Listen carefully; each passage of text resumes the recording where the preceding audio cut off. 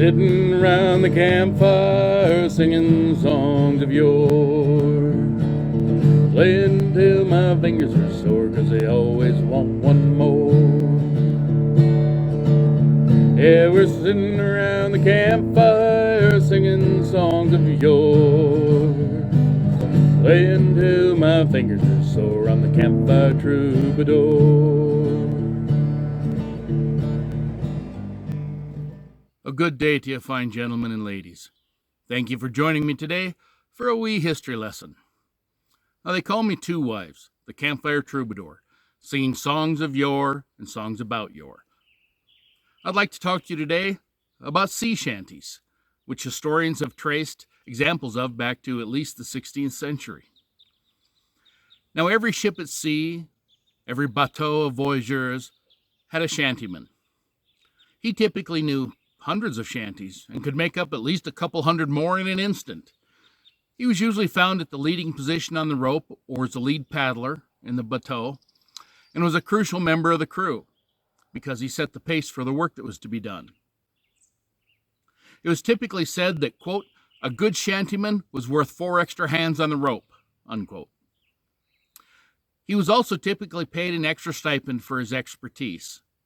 Occasionally, the shantyman was a sailor who had been permanently injured or was too old to do the work required of a sailor. Now, there's many different types of shanties, each type related to the specific type of job on board a sailing ship. They're broken down into 2 main types of shanties, work shanties and forecastle shanties. Now, work shanties were of several different types, such as the following. We had short drag or short haul shanties, which were for tasks requiring quick pulls over a relatively short time, such as shortening or unfurling sails. A hauling shanty, specifically for tack and sheet jobs, was sung when hauling aft the foresheet after reefing the foresail.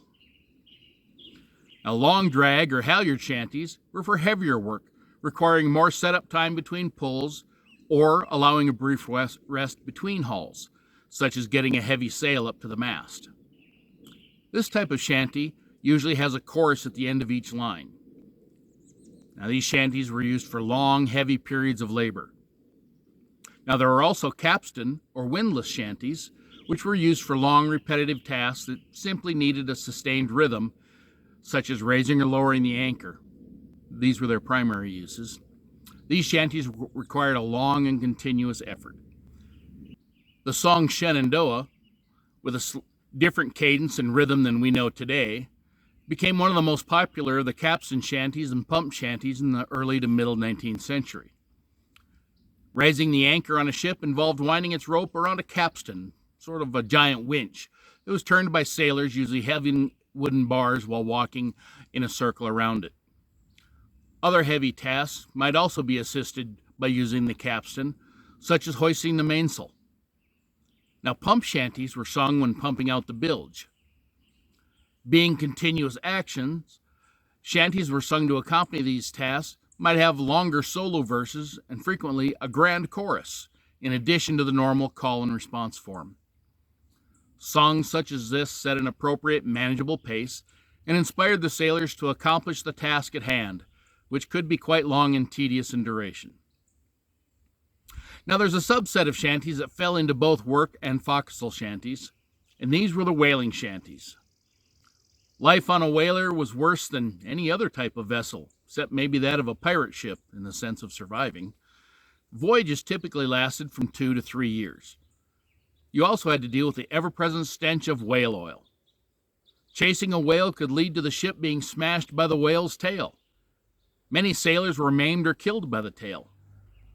The song The Wellerman is an example of a cutting-in shanty that whalers would sing as they slaughtered a whale. The song What Shall We Do with a Drunken Sailor is a good example of a stamp-and-go shanty, also called a runaway or walk-away shanty. Although technically a hauling action, the work accompanied by this type of shanty was continuous in nature. Thus, the songs had longer choruses, similar to heaving shanties. The work entailed many hands holding a line with their backs to the fall, which is where the line reaches the deck from aloft, and marching away with it along the length of the deck. As this maneuver could only be used on ships with large crews, such as vessels of war, in which, by the way, few shanties were sung, shanties to accompany it were few in number and were not often noted in the context.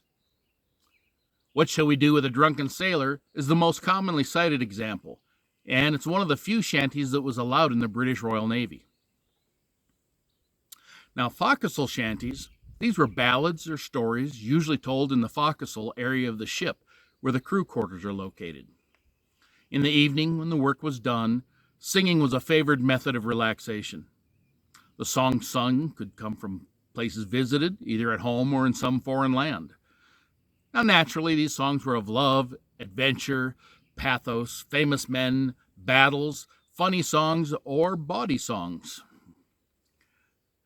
Whereas work shanties were slower, being sung at the pace of the work being done, forecastle shanties were sung at the speed of any other song that was popular at the time period. Now, most shanties were sung to a flexible combination of customary verses and floating verses from within the general shanty repertoire, and verses improvised in the moment or peculiar to individual singers. Shanties were of indefinite length, with additional verses made up depending on how long the task was, and it was created by supplying solo verses to an invariable two-part call and response refrain.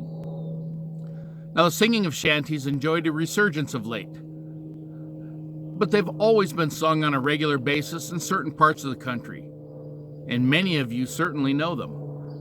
That's because shanties live on in the form of military cadences, which are sung while marching or running. While some cadences are generic to the military in general, each branch of the military has its own cadences specific to their branch.